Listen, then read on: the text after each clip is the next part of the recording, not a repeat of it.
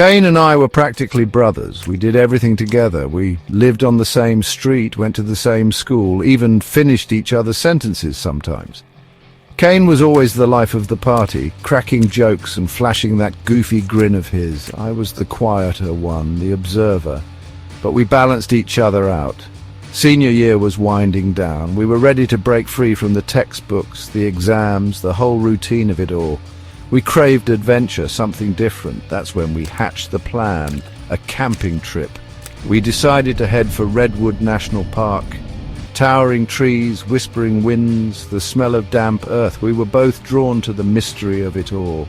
We packed our backpacks, filled the car with supplies and hit the road. Little did I know this trip would change everything. It would transform Cain, transform him into something I no longer recognized. Something that chilled me to the bone. The drive to Redwood was half the fun. Blasting our favorite tunes, windows rolled down. The open road stretched before us like an invitation. We talked for hours, laughing at inside jokes, making plans for the future. We were on top of the world. Setting up camp was an adventure in itself. We finally found the perfect spot. A clearing bathed in dappled sunlight. Giant redwoods formed a protective circle around us. We pitched our tent, built a crackling fire, and cooked our dinner under the vast, star-studded sky. The first few days passed in a blur of hiking, exploring, and simply enjoying the peace of the wilderness. We told stories around the campfire, the flames casting dancing shadows on our faces. We felt free, alive. But something shifted on our last night. The air grew heavy, charged with an unseen energy. The usual nocturnal symphony of crickets and frogs was replaced by an unsettling silence. It felt like something was watching us, lurking just beyond the circle of firelight. A shiver ran down my spine. The air had turned colder, damper. The fire, once a comforting presence, now seemed to be the only thing holding back the encroaching darkness. I glanced over at Cain. He was staring into the woods, his eyes wide with a mixture of fear and fascination. "Did you hear that?" he whispered, his voice barely audible above the crackling fire. I shook my head, but the truth was I had heard it too.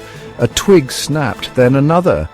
It sounded like footsteps, slow and deliberate, circling our campsite. The hair on the back of my neck stood on end. We both sat frozen, listening intently, every sense on high alert. Suddenly a low growl echoed through the trees. It wasn't the growl of a bear or any animal I recognized. This was something different, something primal and terrifying. I wanted to scream, to run, but I was paralyzed with fear. Section 4. Cain's Encounter. Cain, always the braver one, grabbed a flashlight and stood up. "Stay here," he whispered, his voice tight with apprehension. Before I could protest, he disappeared into the darkness. I watched, my heart pounding in my chest as the beam of his flashlight danced through the trees. Minutes ticked by like hours. The only sounds were the crackling fire and the frantic beating of my own heart. Then silence. The flashlight beam flickered and died. I was plunged into absolute darkness. "Cain?" I called out, my voice trembling. "Cain, where are you?" A twig snapped behind me. I whirled around, my breath catching in my throat. There, standing at the edge of the firelight, was Cain.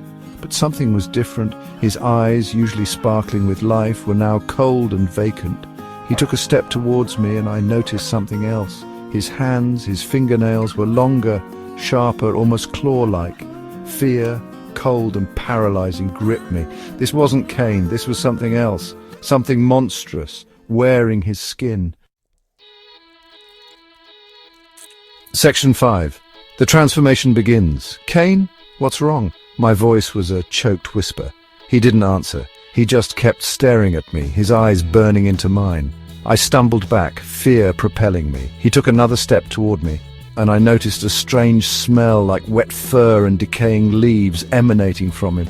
He opened his mouth as if to speak, but all that came out was a low growl, guttural and inhuman.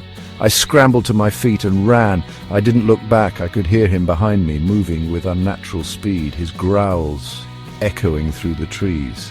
I didn't stop running until I reached the car, fumbling with the keys, my hands shaking uncontrollably. I threw myself into the driver's seat, slammed the door shut and locked it just as I heard him slam into the side of the car. I could see his face contorted in rage, his eyes burning with a malevolent light pressed against the window. I fumbled with the ignition, the engine finally sputtering to life. I threw the car into reverse and sped away. The image of Kane's transformed face burned into my mind.